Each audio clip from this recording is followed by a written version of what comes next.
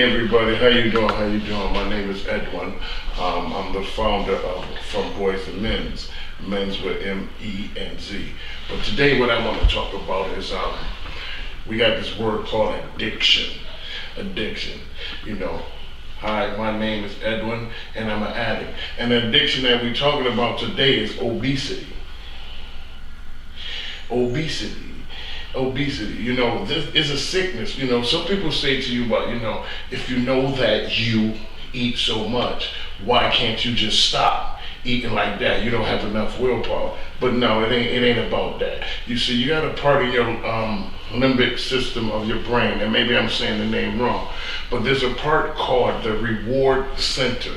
And what happens is that's where your dopamine comes from. So say if you upset and you feeling bad and stuff like that, someone hurts your feelings and stuff, and you can only smother that feeling with food, what happens is as you get that food and you eat that food and it shoots off that dopamine, you feel good. And see what happens is every time you feel upset, that dopamine comes out. So what you do is you eat more and more, and it becomes an addiction. Now, me, that's me. That's me. And what I noticed that it kills me. Like I said, my name is Edwin, and I'm an addict because eventually it's gonna kill me. Most people would say, well, if you know it's going to kill you, why can't you stop it? Well, you can't stop it because, like I said, I'm addicted to food. The same way with drugs. You take drugs, even though you know that it's going to kill you, there's a part of your brain when you take that drug that, like I said, it's called a reward system that shoots off that dopamine. And dopamine makes you feel good, and then what you do is, now, if you continue on doing it and you need more, you take more drugs or you eat more food because the dopamine, pushes out more. But I noticed that the only way that I control it is that I need help.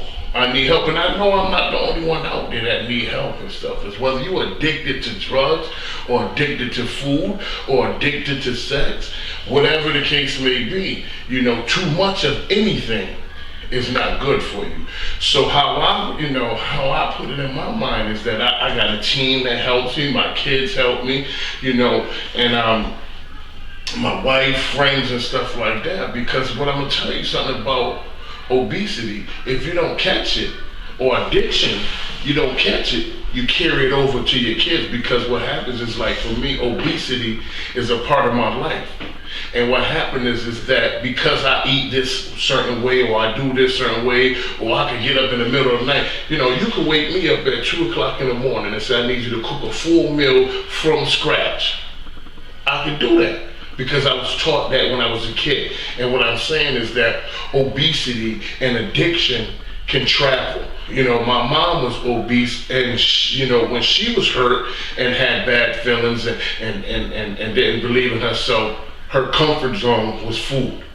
So, and after a while, her comfort zone was food, but she still was alone. So she used to wake me up. So then I wake up and sit there with her, and she sit there and cook in the middle of the night, or, she go to the club and she come back with food. I'm sitting there with her. So her addiction became a part of my life. So my addiction, now, the way I eat, I sent it to my kids. All my kids are overweight, but see, I'm not going to allow them to bring it to their kids. Like my youngest, last year he had some things on with his legs, but now we about to get it in the winter, because this is our hibernation mode, because when the summer come, we gonna look totally different. And I have to break that chain, because like I said, it came from my mother to me, now me to my child. So I made my son addicted to food.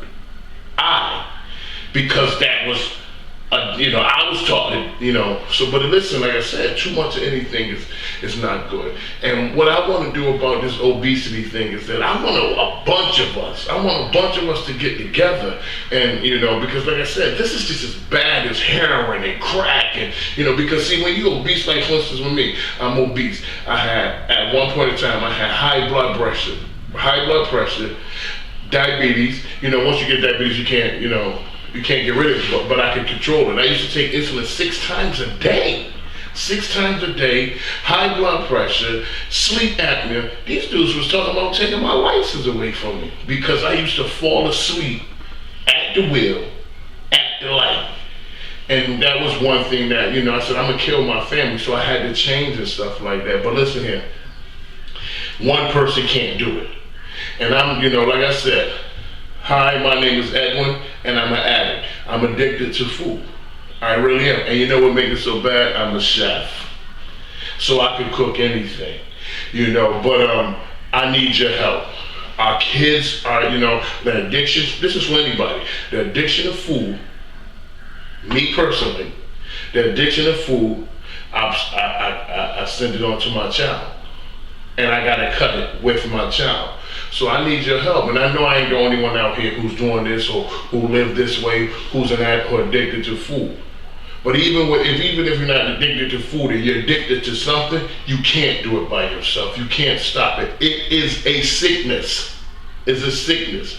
You don't care what nobody else say. It's a sickness. The part of your brain, because you had made this a part of your life and it made you feel so good at one point in time that you started off with a little bit and then you need some more, but now you want to continue on feeling like that. So you continue on either taking drugs, having sex, stealing, buying clothes, eating food. So like I said, this is Edwin with the founder of From Boys to Men. I'm not only a client, I'm not only a representative, I'm a client. This is me. So I'm letting you know, you're going to hear more from us. God bless you and we love y'all. Amen.